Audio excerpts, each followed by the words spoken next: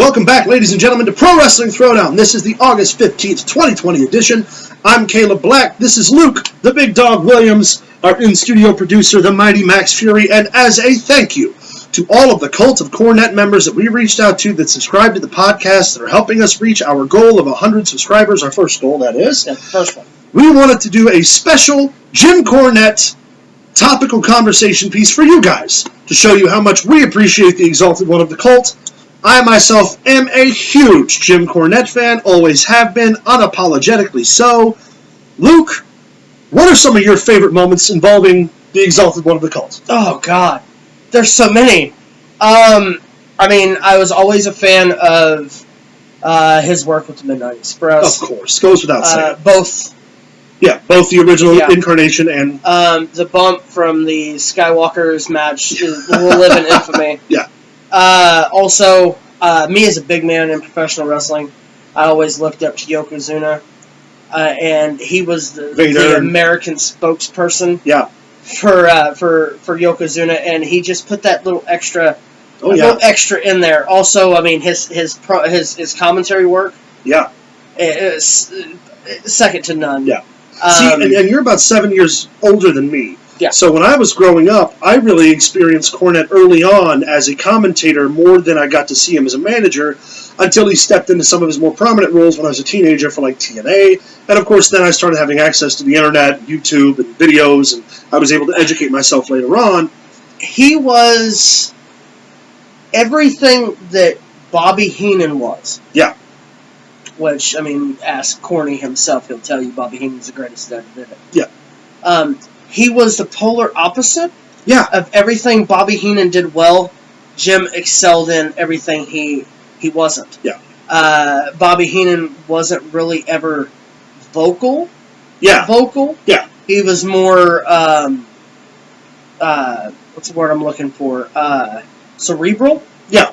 And Jim Cornette basically was just like, they'd be like, what do you think about it, Cornette? Well, I think it's a bunch of shit. You know what I mean? Like, he was that guy. Cornette first of all, his vernacular, his ability to speak, his promos are second to none. Yes. And he will cut somebody to the quick. He's funny. He takes what he does seriously. He protects the business. He's the vanguard of the old guard. One of my favorite things ever was when he first arrived in TNA as the new Director of Authority. And I can remember almost verbatim his entire run of promos when he disbands Team Canada and he books Larry Zbyszko in the wrestling match against Raven, hair versus hair. And then he books the four-way. And when those four mean motor scooters and bad guys get done ripping each other apart, it was so good. His Smoky Mountain stuff. Love Smoky Mountain, to the network. Seriously. Yeah. It is some of the best television for the time. Yeah. The wrestling meant something. Yeah. Wins and losses meant something. He's responsible for the Masterclass of OVW. We've talked about that before. Yeah. Masterclass is Brock Lesnar, Randy Orton, John Cena, Shelton Benjamin. If you're not familiar, Jim Cornette had a hand in making sure they all got to the dance and made a ton of money. His work in Ring of Honor was great. His commentary for NWA Power was fantastic. Yep. Regardless of what anybody has to say about it. Regardless of the stupid fucking joke was hilarious. It was a joke. I laughed. I knew it was a joke. It was funny. If you're not familiar, Jim Cornette also has two podcasts. I listen to both of them religiously. The Jim Cornette Drive-Thru, which drops on Mondays, and the Jim Cornette Experience, which drops on Fridays. Subscribe, check them out. Speaking of drive-thrus, one of my favorite stories is out of Jericho's book, where he's talking about them going... Oh, yeah. Or how at first he brought them in, and they had never had barbecue before. Yeah. And he's like, it was meat, like a slimy meat. Of course it was. It was barbecue. From the south. And then, of course, I watched a video on YouTube. You can find it. I'm not exactly sure. Was this the Dairy Queen? No. Okay. No, but yes. But no. This one was him and Bobby Heenan. It was after Bobby Heenan had the throat cancer problems. And they're going through his wrestling room. Oh, man. Up top. And I would give my... Anytime Bobby Heenan said anything, Jim Cornette just stared at the man like he was the second coming. Yeah. It was so cool to me and refreshing to me to know that two guys who basically were on opposite sides of the fence most of their career had such a love for each other and a respect for each other. It's one of the greatest things you'll ever watch. A couple of weeks ago on Cornette's podcast, he and Brian Last were talking about Robert Stone as a manager. And Cornette obviously does not take Robert Stone serious as a heel manager, and Brian Last puts over Robert Stone, then he goes to Jim, and he's like, but of course, my opinion's going to be different from the greatest heel manager of all time. Without missing a beat, Jim Cornette goes, well, we're not talking about Bobby Heenan's opinion, we're talking about mine. See, and he wouldn't like it none too much either. That's the thing. People who don't know how to take corny, take it is kind of take him as kind of an arrogance. Yeah, it's not that at all. He knows wrestling. Yep. And when you try to give him that compliment, I love the fact that he's like, well, we're not talking about. We're not talking about Bobby Heenan's opinion right now. You know what I mean? His work with Ring of Honor, fantastic. Literally saved Ring of Honor from going out of business. People don't give him enough credit for that. They were shutting the doors on Ring of Honor until Cornette came in, shored up the books, started booking the talent they could afford reasonably, and used that talent to some of the best of their abilities. And I'm not going to knock the NWA product. No, not at all. But when he got off the commentary table, it was done. Yeah, it was not nearly as good. It wasn't as entertaining for me because his voice is iconic. Yeah. His stories are iconic. Everything about Jim Cornette is iconic. Yeah. And and he doesn't get his story-wise, the Hall of Fame. I can't believe they're giving me a live microphone.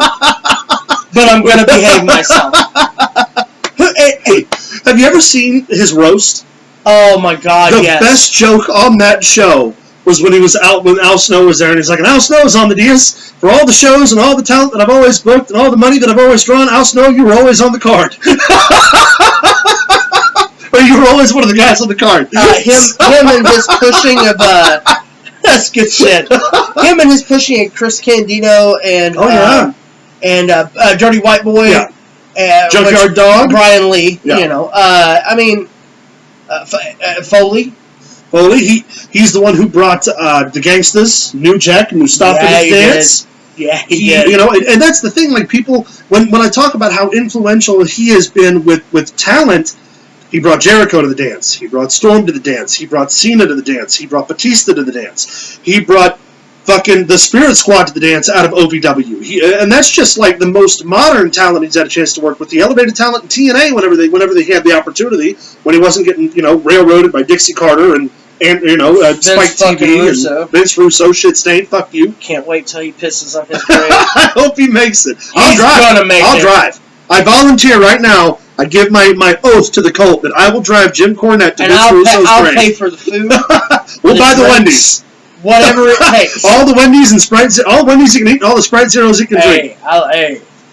We have a whole lot of fun. That's right. But no, I mean, the only thing I have a problem with, and it's not about Jim, don't get me wrong, he come to induct the Rock and Roll Hall, the Rock and Roll Express. Where's the Midnight Express? Yeah, man. Where's Jim Cornette's Hall of Fame? Right.